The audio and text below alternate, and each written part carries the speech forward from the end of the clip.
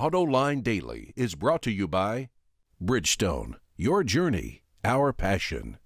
Dow Automotive Systems, improving durability and increasing design flexibility with Betamate structural adhesives at dowbetamate.com. And by Hyundai. Experience the 2011 Hyundai Sonata today at HyundaiSonata.com. This is Autoline Daily for December 2nd, and so wonderful to see that it's Friday. Later on in the show, I'll give you my analysis of the sales numbers, but for now, the rest of the news. A study from the University of Michigan says fewer young people are getting their driver's license. In 1983, 87% of 19-year-olds had their license, but in 2008, that number dropped to 75%.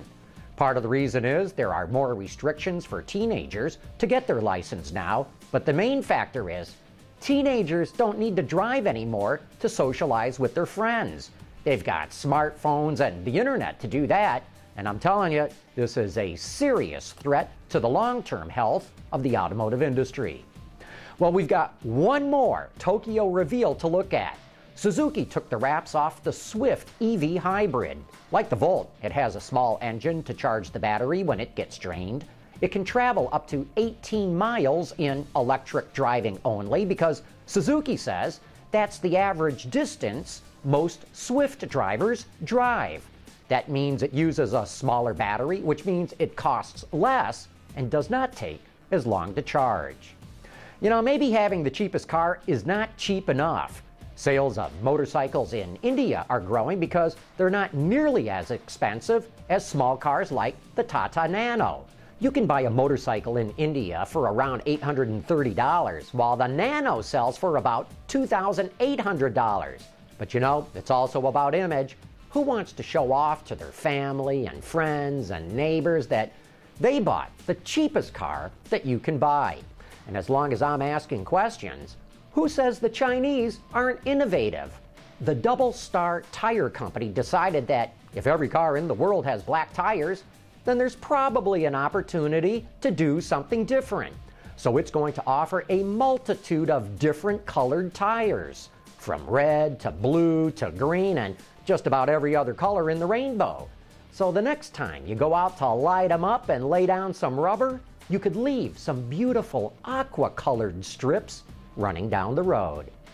Hey, we found this fascinating story on Autoblog. It's a radio-controlled car, but this one can do something that no other RC car can do. The Traxxas X01 can do 100 miles an hour. That's 160 kilometers an hour for our metric viewers. They took it to the Texas Motor Speedway to run it at max speed on the high banks of the oval. It's powered by a lithium polymer battery, and even though this is a toy, the front splitter, the under tray, rear diffuser, and wing are fully functional to provide downforce with minimal drag. Of course, like they say in racing, speed costs money. The Traxxas X01 costs just over $1,000. Be sure to mark your calendar next Tuesday for the 2011 finale of Open Line. The guest of honor will be none other than living automotive icon Bob Lutz. As always with Open Line, you will have the chance to call in and have a conversation with Bob. The whole show kicks off at 8 p.m. Eastern Time with hosts Michelle Naranjo, Chelsea Sexton, and Aaron Bragman. That's Tuesday, 8 p.m. at Autoline.tv. Coming up next, I'll give you my analysis of the latest sales numbers, and all I can say is, wow!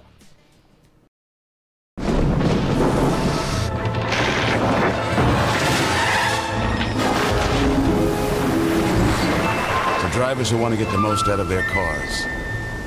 It's Bridgestone or nothing. Everyone was expecting November to be a good sales month in the American market, and that is exactly what we got. According to Wards, the SAAR, or Seasonally Adjusted Annual Rate, came in at 13.59 million units, and that is the strongest sales month that we have seen in a couple of years. The total number of vehicles sold was just under 1 million units, and cars gained more than trucks.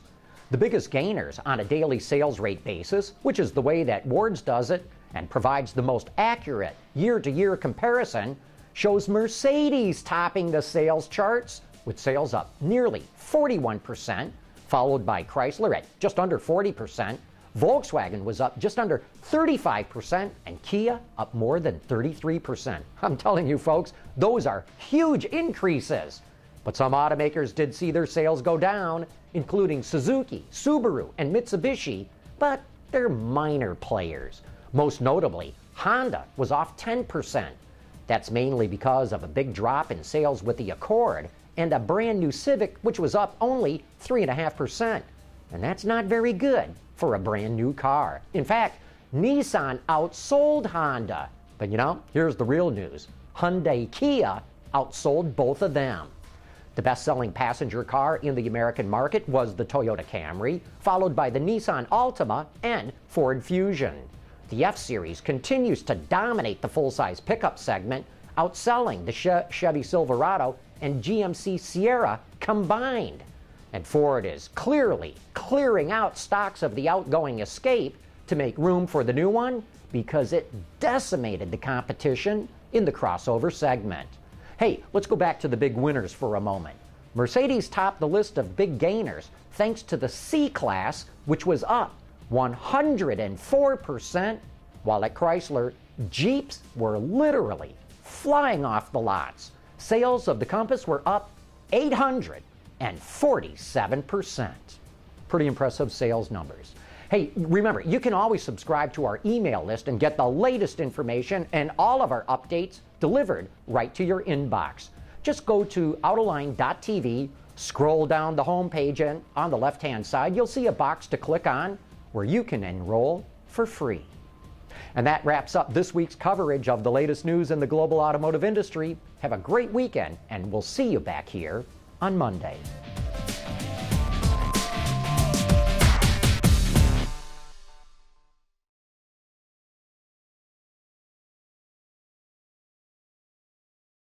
Ward's is the industry leader for news, data, and analysis. That's why companies across the globe subscribe to our premium service, maybe even your own. Log in for subscriber access now. Check your company's intranet for details, and rely on wardsauto.com to keep you informed.